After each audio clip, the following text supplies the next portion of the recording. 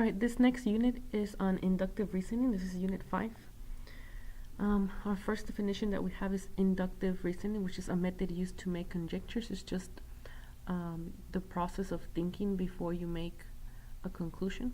And so we use inductive reasoning whenever we're trying to find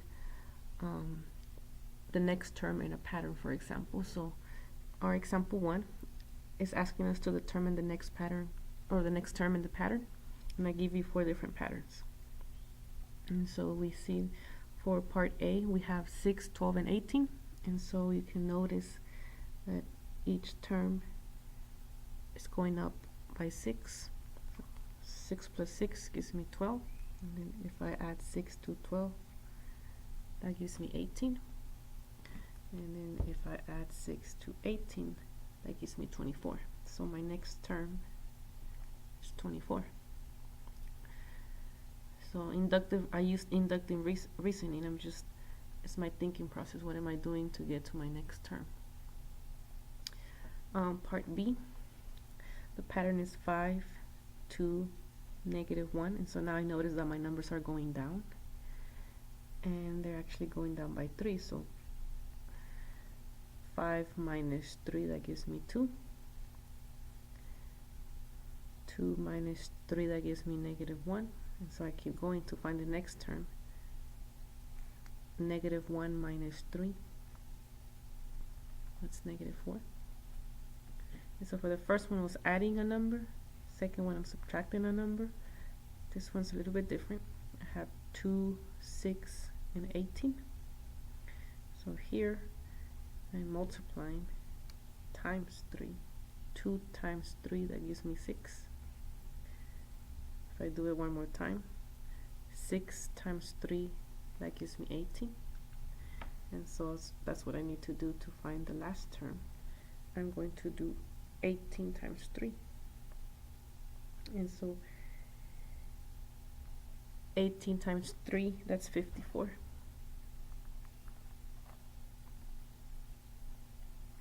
Right, last one's a little bit hard to see, but I have 5, -10, 15, -20.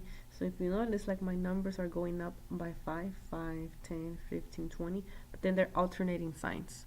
First one's positive, then it's negative, then it's positive, then it's negative. So here I kind of have like 2 things going on. I'm increasing by 5, but then I'm alternating signs. So the next number should be 25. And since this is negative, the next one should be positive, so positive 25. So some of them are a little bit harder to see. So that's inductive reasoning. We use it to make conclusions. So my conclusions are that the next number is 24, the next number is -4, and so on. We can also have counterexamples to prove that a conclusion or conjecture is false. So for example, I have example 2. A conjecture is just a conclusion. So for my first conclusion, my first conjecture, I have supplementary angles are adjacent. This is false, and I have to prove it by providing a counterexample. So a counterexample could be a picture, or it could be numbers, it could be just something that shows that this is false. So I'm going to draw a picture to show that this is false. So supplementary angles add up to 180. And so to prove this is false, I'm going to draw supplementary angles that are not adjacent. So here's my first angle, angle A. I'm gonna say it's 100 degrees. And my second angle, this one here, angle B, I'm gonna say this one's 80 degrees. And so they are supplementary because they add up to 180, but they're not adjacent because they're not sharing a vertex, they're not sharing a side, they're not next to each other. So this one's, they're supplementary, but they're not adjacent. So it proves that this is false. Okay. I can also have something that I won't have to draw a picture. So in here I have my second conjecture. The sum of two negative numbers is always positive. That's false. So I want to show two negative numbers that give me a negative answer. So I'm just going to choose two negative numbers, doesn't matter. So I'm going to say -5 plus -2. That's the sum of two negative numbers. That gives me -7. So -7 is not positive, so it proves as false.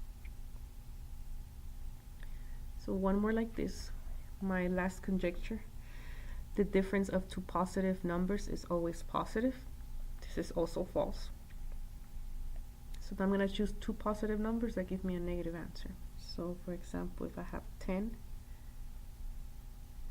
minus 15, both of those are positive numbers. The difference is that I'm subtracting them. So 10 minus 15, that gives me a negative answer, -5. So that proves that it's false. So again, so to pretty much prove to use a counterexample, you're supposed to show the first statement is true, but the last one is false, and then that'll give you the correct counterexample.